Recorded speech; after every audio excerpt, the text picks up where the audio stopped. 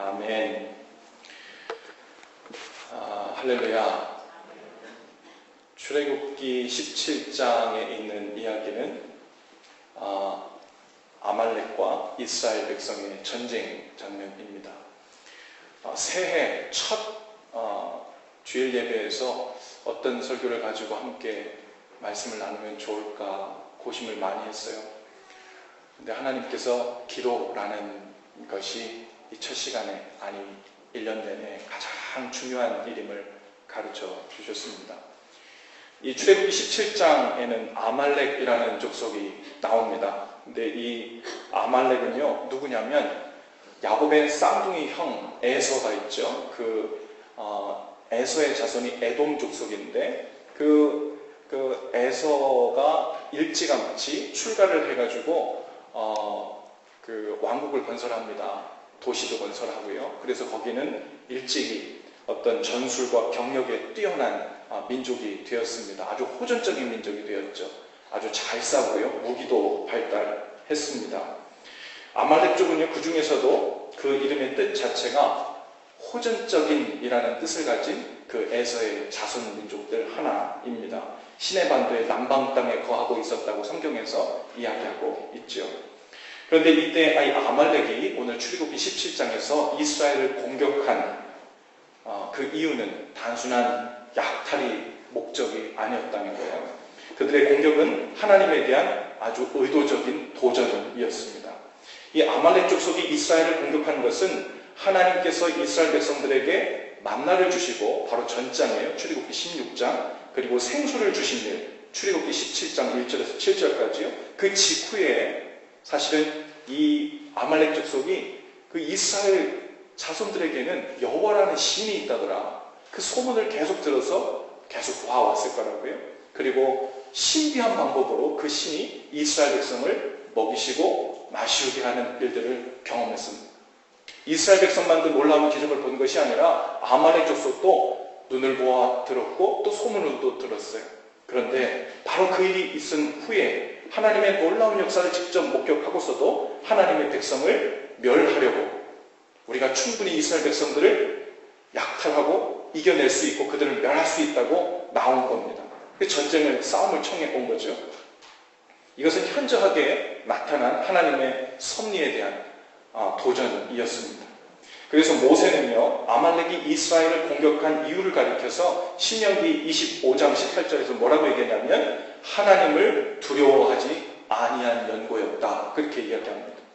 아말렉이 단순히 약탈을 위해서 싸운 것이 아니라 하나님을 두려워하지 않은 연고로 바로 이스라엘 백성에게 싸움을 걸어왔다고 이야기하고 있어요.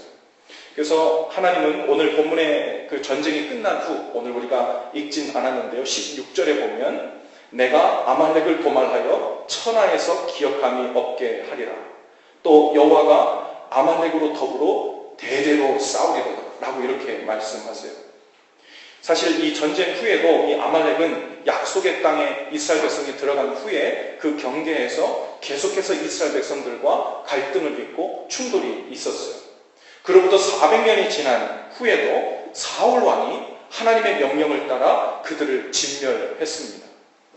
그런데 그때도 살아남은 자들이 있었고 그 후에 다윗이 하나님의 명령을 따라 또 여러 차례 이 아말렉 족속을 공격하죠. 마침내 그 후에 히스기야 왕 때가 되었을 때 그들이 완전히 전멸을 당합니다. 하나님께서 일찍이 말씀하셨던 대로 내가 아말렉과 더불어 대대로 싸우리로다, 이 땅에서 없이 하겠다라는 하나님의 그 약속의 말씀이 몇백 년이 지난 때까지 계속해서 이루어지고 있는 모습을 보게 됩니다. 어쩌면 작년 한 해를 살면서 우리 주위에도 이 아말렉과 같은 적들이 있었을 것입니다. 다양한 모습으로 경험했을 거예요. 2017년도 새해라 해서 우리에게 아말렉과 같은 적이 없으리란 법이 없습니다. 우리의 주위에서 떠나지 않을 것입니다. 끈질기게도 우리를 넘어뜨리려고 하고 하나님께 의도적으로 대항하는 바로 이 아말렉은요, 바로 마귀와 같은 존재로 성경에서 상징성을 갖고 있어요. 이스라엘 백성이 만나와 생수라는 하나님의 은혜를 받은 직후에 공격이 있었던 것처럼 어쩌면 우리가 신앙생활을 할 때 내가 요즘에 하나님께 은혜를 많이 받고 있는데, 요즘 괜찮은데 하는 일마다 잘 되고 큰 문제 없는데 마치 내가 하나님의 은혜 가운데 들어가 있는 것처럼 느끼는 바로 그때에도 시도 때도 가리지 않고 우리를 공격해 오는 것이 바로 아말렉이라 상징되는 마귀이고 사단입니다. 우리로 하여금 하나님을 섬기며 살지 못하도록, 그리고 하나님의 백성으로 살지 못하도록 하기 위해서 때로는 우리를 괴롭힐 것이고 때로는 우리를 미혹할 것입니다. 또 이스라엘 백성들 대원에서 뒤처진 그 후미에 있었던 병들고 약한 사람들, 그 이스라엘 백성들을 죽이고 강탈했던 이 아말렉 족속들처럼 우리의 뒤를 노리거나 우리 삶의 가장 약한 부분을 치고 들어올 것입니다. 어떻게 해서든 이 인생이라는 광야길을 살고 있는 우리, 주님께서 우리와 동행하시고 인도하고 계시다는 바로 그 믿음으로부터 우리를 뒤처지게 하고, 그리고 온갖 수단과 방법을 다 동원해서 우리를 떨어뜨리려고 힘을 쓸 거예요. 때로는 창과 칼을 들고 우리를 위협할 때도 있을 것이고, 때로는 세상의 온갖 좋고 재미있는 것들로 미끼를 던져 우리를 회유하기도 할 것입니다. 그래서 우리가 분명히 알아야 될 것이 있어요. 우리의 생명은, 우리의 살고 죽는 것은 바로 하나님과의 관계에 달려 있다는 거예요. 광야길은 인생을 가다가 먹을 것이 떨어지고 마실 것이 떨어져서 위험에 처하는 것이 아니고, 하나님의 약속을 믿고 따라가던 그 믿음을 놓쳐버리면 가장 위기의 순간을 만나는 것입니다. 하나님을 놓치면 그때가 바로 죽음에 봉착하는 때입니다. 여러분, 우리 아이들이 남들 다 배우는 것을 하나 못 배워서 망하는 일이 아니죠. 하나님을 놓치면 망하는 거예요. 부부가 성격이 잘 안 맞고 문제가 많고 하는 일이 잘 안 풀려서 위기가 오는 것이 아닙니다. 사업이 어려워지고 계획했던 일이 수포로 돌아갔을 때 위기가 온다는 것이 아니에요. 그러한 위기들과 어려움을 만났을 바로 그 순간에 주님 손을 붙들고 동행하고 있지 않은 상태에서 그 위기를 만나는 것, 그것이 가장 위험한 일이고 죽음을 봉착하는 일이죠. 여러분, 속지 마시기 바랍니다. 먹을 것을 쌓아두고 즐길 것을 마음껏 쌓아둘 정도가 되면 부부관계도 가정도 내 삶의 전반적인 부분이 문제없이 잘 돌아가고 넉넉한 행복이 찾아오는 것이 아닙니다. 하는 일들이 착착 풀려나간다고 주님을 잘 따르고 있는 증거가 아닐 수 있어요. 하나님을 떠나 점점 멀어지고 있는데 이상하게도 하는 일들은 별 문제없이 잘 되어가고 있다면 그건 다양한 일이 아니에요. 그건 하나님의 은혜가 아닙니다. 기뻐할 일이 아니에요. 하나님과 멀찌감치 거리를 두고 살면서도 그럭저럭 잘 살 수 있다는 아말렉의 회유이고 미혹에 더 가까울 수 있습니다. 이 아말렉으로 비유되는 마귀는요, 아주 호전적이에요. 그리고 아주 강합니다. 싸움에 능하죠. 지능적이에요. 수단과 방법을 가리지 않습니다. 이런 적이 호시탐탐 우리의 약한 부분을 노리고 있다는 거예요. 여러분, 지난 한 해를 한번 돌아보십시오. 우리를 하나님으로부터 떨어뜨려 놓으려는 이 아말렉을 얼마나 경계하며 얼마나 의식하며 살았습니까? 적이 곁에 있는지도 알지 못하고 나의 약한 부분을 공격하고 있는 것이 이 손이 누구의 손인가, 적군의 손인지 마귀의 손인지 누구의 손인지도 알고 싶은 마음도 없었고 알지도 못했다면 그것처럼 얼마나 위험천만한 때를 우리가 지났는지 모르는 거예요. 그래서 하나님께서 우리에게 하늘의 무기를 허락해 주셨어요. 아무에게나 주는 것 아니고 하나님의 백성, 하나님의 자녀에게만 주어서 사용할 수 있게 해주신 그 무기가 있습니다. 그것이 무엇일까요? 기도입니다. 기도. 이 무기는요, 하나님의 백성들만 사용할 수 있는데요, 기도는 아말렉을 막아내는 방패이자 동시에 무기입니다. 그런데 사람들이 기도를 사용하지 않는 이유가 있어요. 바로 삶의 현장에서 일어나는 모든 싸움이 눈에 보이는 것에 달려있다고 착각하기 때문에 그렇습니다. 오늘 본문 말씀을 보면 그 사실 여실히 드러나죠. 오늘 본문에 보면요, 아말렉과의 전쟁이 일어납니다. 하나님께서 이스라엘 백성을 두 진영으로 나눕니다. 인원수를 절반으로 나눴다는 것이 아니라 현장에 나가서 여호수아 장군을 선두로 해서 칼을 들고 싸울 현장에 나갈 진영과 하나님께서 명하신 산으로 올라가서 여호와의 지팡이를 들고 올라가 기도를 하는 또 한 진영으로 이 아말렉과의 전쟁을 위해서 두 진영으로 하나님께서 나누시는 거예요. 여호수아가 칼을 들고 용맹한 군사들을 데리고 나아갑니다. 그런데 하나님께서 모세와 아론과 훌은 따로 산꼭대기로 올라가게 해서 하나님 앞에서 기도하게 하시죠. 아까 말씀드린 대로 이상한 것은 하나님의 지팡이를 든 모세의 손이 올라가면 여호수아가 이끄는 이스라엘 진영이 우세하고, 지팡이를 든 기도의 손이 내려오면 다시 아말렉 족속의 진영이 우세해지는 거예요. 아마 이 여호수아 장군은 그것과 상관없이 항상 최선을 다해서 싸웠을 것입니다. 어쩌면 여호수아는, 산꼭대기에서 이루어지는 일을 모르고 있는 이 여호수아는 우세하게 막 싸워서 이겨나갈 때는, 야, 내가 조금 더 힘을 내서 이번엔 내 실력 발휘가 돼서 이렇게 이기고 있나 보다 착각했을지도 몰라요.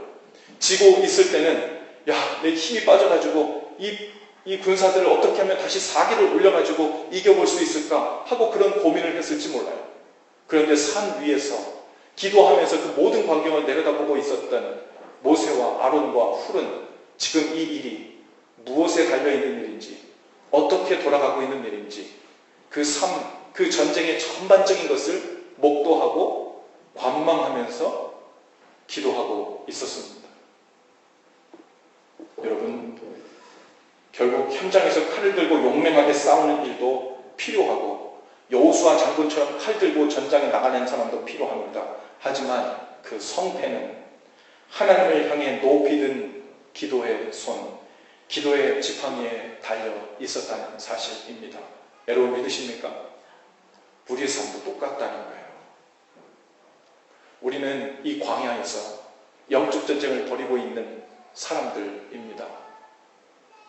그런데 우리는 어느새 눈에 보이지 않는 영역, 산꼭대기에서 하나님께 손을 드는 일에는 관심이 없거나 혹은 알아차리지 못하고, 내가 지금 눈앞에 두고 있는 그 현장 싸움, 얼마나 큰 칼을 찾는지, 잘 드는 칼을 가지고 왔는지, 얼마나 믿을 만한 동료 싸움꾼들과 함께 있는지, 내가 얼마나 전쟁에서 능수능란하게 단련되어 온 사람인지, 저 사람이 얼마나 유명한 장군인지, 그것에 관심이 훨씬 많다는 거예요.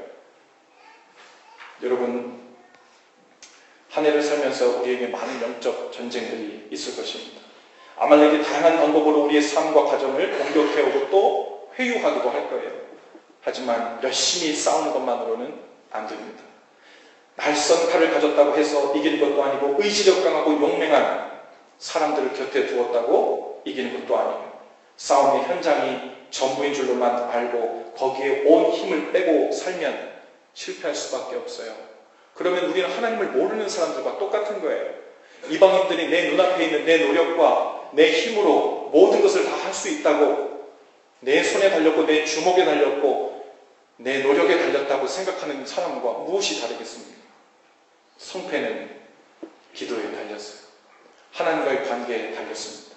하나님의 뜻을 아는 것에 달렸다는 거예요. 하나님이 자녀들의 손에 쥐어주신 기도의 지팡이를 높이 드실 수 있기를 바랍니다. 그 지팡이를 든 기도의 손이 내려오지 않도록 힘쓰고 애쓰고 노력해야 될 일이 바로 그곳에도 필요합니다. 작년 2016년도 후반기부터 하나님께서 제게 부어주신 마음이 있어요. 그동안에 우리 교회 성도들과 가정들, 그리고 교회 모습을 보면서 참 감사한 마음이 많이 들었어요.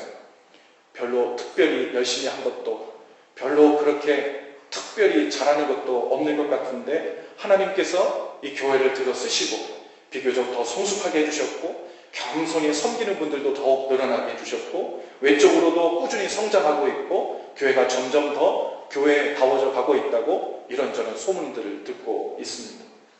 근데 2016년도 후반기가 되면서 하나님께서 제게 부어주신 마음이 있었습니다. 이 모든 일이 현장에서 싸움을 잘해서가 아니라 바로 하나님이 대신 싸우셨기 때문에 가능한 일이었다는 것을 다시 기억해야 된다는 거예요. 할렐루야. 이 일이 기도에 달린 일이지 우리의 능력이나 우리의 지혜에 달린 일이 아니라는 것을 다시 분명히 해야 된다고 말씀하신 것 같아요. 그리고 어느 순간 기도로 승리하려 하지 않고 사람의 지혜와 힘으로 승리하며 살 수 있다는 그 속이는 마음이 어쩌면 우리 각 사람의 개인의 가정들의 교회 안에 마치 아말렉의 첩자들처럼 들어와 있을 수 있다는 말입니다. 이제 성도들의 삶과 가정 그리고 교회가 계속해서 승리하고 건강한 삶으로 나가기 위해서 하나님의 그 기도의 지팡이를 들고 산 위로 올라가야 할 때라고 주님 말씀하시는 것 같아요. 기도한다는 것은 그 모든 싸움을 하나님이 대신 싸우고 승리케 하신다는 것을 믿고 인정하는 행위 기도입니다. 정기적으로 기도의 지팡이를 들고 하나님 산에 올라야 합니다. 우리의 삶 모든 영역을 관망하면서 하나님 앞에 모든 것을 내어놓고 기도하는 시간을 갖지 않고 그 상태에서는 우리 삶의 현장에서 일어나는 그 어떤 영적 전쟁도 승리가 아님을, 무슨 일이 벌어지고 있는지 우리는 정작 모르고 있는 것임을 우리는 깨달아야 된다는 거죠. 올해는요, 개인적으로 그리고 가정적으로 교회적으로 기도를 하나님의 산에 오르는 이 기도의 시간, 그 시간을 더욱더 온전히 붙드는 해가 될 수 있기를 바랍니다. 지난 해 후반기부터 이 마음을 주셨지만 우리 계속하고 있던 우리 수요 회복 예배를 계속 6개월 동안 진행했습니다.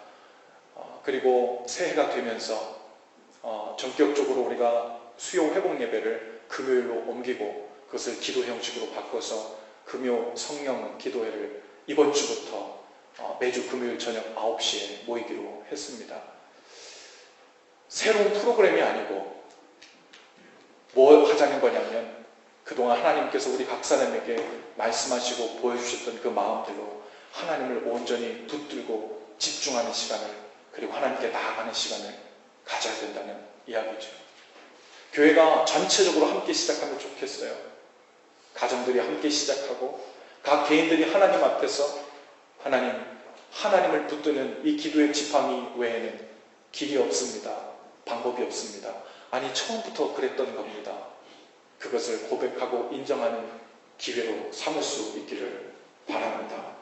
여러분, 매일매일은 각자 있는 곳에서 형편이 있는 대로 기도하시되 하나님의 기도 지팡이를 들고 하나님 앞에 서는 한 날을 함께 정하면 좋을 것 같아요. 그날을 가능하면 금요일 저녁 온 교회가 함께 모여 기도하면 좋겠습니다.